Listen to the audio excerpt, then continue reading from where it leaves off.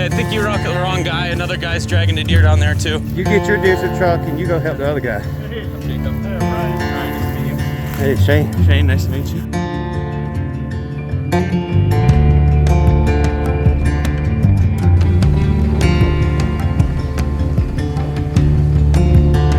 Shouldn't be in the road, little guy. Good luck. On my way in for the afternoon sit. The plan is to sit downwind of where I bumped him and pick him up out of another bed. I'm either gonna try to get ahead of him and get a crack at him tonight, or go to where he bedded and assume that he's gonna be the same place in the morning and set up. Sometimes when I'm hunting, I'll dedicate my hunt to someone I know. I'll dedicate my hunt to my dad, or my dead grandpa, or someone that really meant a lot to me in my life. And I remember clearly in my mind as I rounded those sand hills, thinking to myself, this hunt's for me. I came out here, I did the work, I deserve this. I don't need to put this on anyone else's shoulders but my own. It's time for me to go get a buck for me.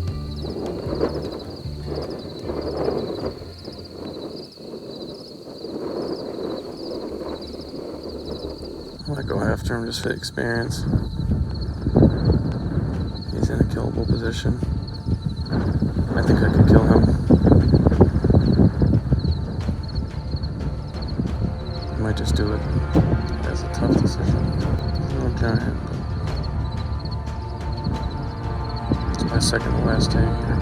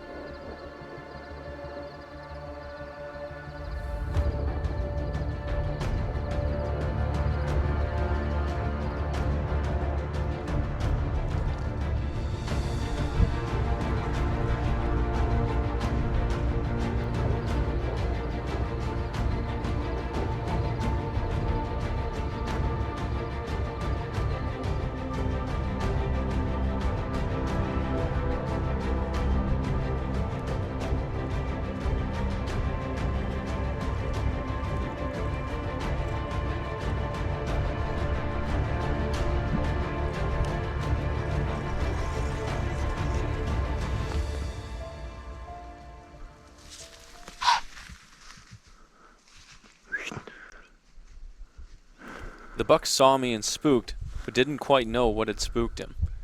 He was curious and began to work downwind to try and confirm what he had seen with scent.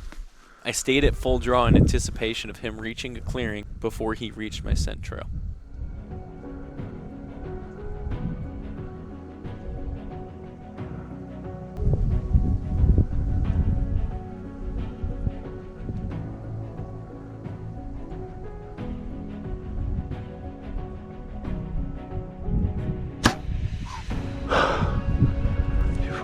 I guessed him at 40 yards, and I watched the arrow fly perfectly left and right and just 2 inches over his back. Judging by the flight of my arrow, I reassessed this deer to be more realistically at 30 yards. I was shocked to see the deer start working back in. I realized that he couldn't see or smell me at the angle he was at because of the tall sunflower blowing in the wind and me standing still. I knew that this opportunity would be my last.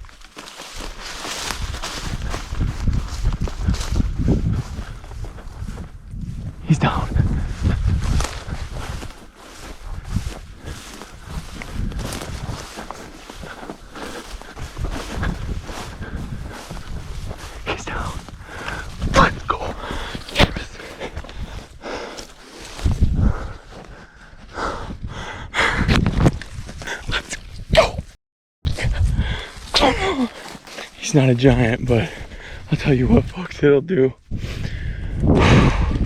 That's my first out-of-state whitetail trip. Spotting and stalking them. God, what a day. Ups and downs, man. Hey, you know, this has just been such an amazing experience. Oh, thank you, God. I'm not really struggling to find blood this time.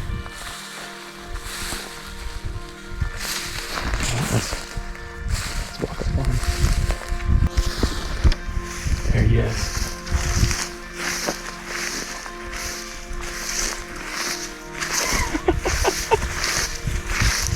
Nice. That's the angle I had to take. Oh, sweet. They shot bigger, but that'll do. That was really cool. Hey. Hi.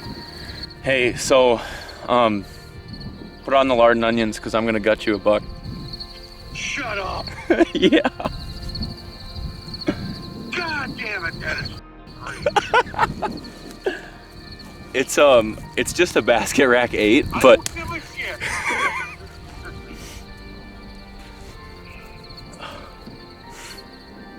yeah, So great. thank you.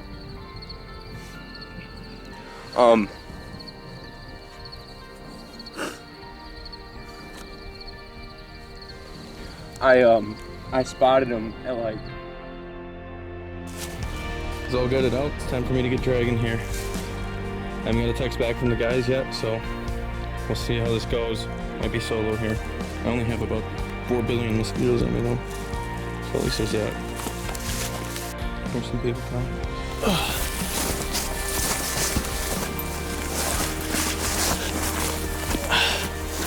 Hey, I think you rock the wrong guy. Another guy's dragging a deer down there too. You get your deer to the truck and you go help the other guy. I'm Jacob. Hey, Brian. Ryan, nice to meet you. Hey, Shane. Shane, nice to meet you. Look at Ryan. Ryan just walks right up to the deer and snatches onto it and starting to tote. No, I wish I had my waist. I said, watch it. I said, he better not be sitting on top of that deer waiting on us when we get over the hill. No, I'm not a cigarette. Walking with it. No, you don't. Look at that. Should I just hop on the deer and you guys? If you're riding this damn thing. Although I just tagged out, I had one more full day left that I could stay. With that day, I decided to take Dan and Eric to the property that I was hunting and show them how the deer that I was after were behaving. I showed them how the buck I had stalked up on was bedding, how I was spotting the deer in the morning, and I told them where I would set up if I were to be hunting this place in the afternoon. Now Dan and Eric had scouted a lot and were on some really good sign, so they went to another property. I told them that while they were at that other property, I would stay back and I would glass the area that I planned to hunt if I had a tag. This way, I could pick up any big deer that may start to show up for them to target in future hunts without them having to waste an entire observation sit on an area. That's a really nice buck. Holy. That's him. Oh my God. That's him. Oh my God. First deer I see. There he is.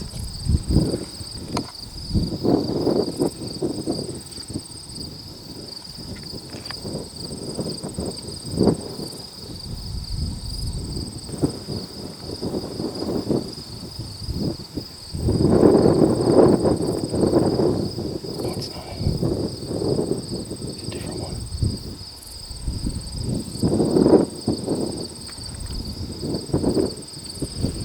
It's a different buck. I cannot friggin' believe that that is the first buck I saw. He's a giant. Holy crap. That is a giant. Frickin' Dan and Eric are gonna kill him. Oh God, it's a big buck. After seeing that buck that evening, I was ecstatic. It was so cool to have guessed the spot correctly and seen another giant buck out in Nebraska on my first out-of-state trip, in the area that I would have been sitting with a tree stand at that time. That being said, I could not wait to get that call from Dan and Eric that they had just put that giant down. I spent the rest of the evening glassing a whole bunch of does, a few smaller bucks, and then I slipped out of there as soon as I could, as soon as I knew the does weren't watching me, to make sure that absolutely nothing got my wind and nothing saw me.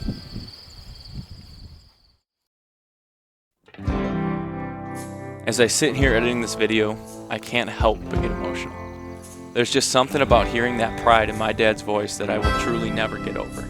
All of those freezing sits when I was younger in the tree stand, all the walks out in the dark with his hand in mine, and the subtle memories that we made together brought me to here. All the summer days we spent practicing wrestling while my family and friends played on the lake. The losses where he supported me and kept that hand extended to help me on my feet. And all the times that he believed in me, even when I didn't, have led me to this moment. Because of my dad, my family, and all of my supporters, I know my purpose and could create this memory that will last a lifetime. Thank you all so much for watching and supporting me as I pursue this wild calling.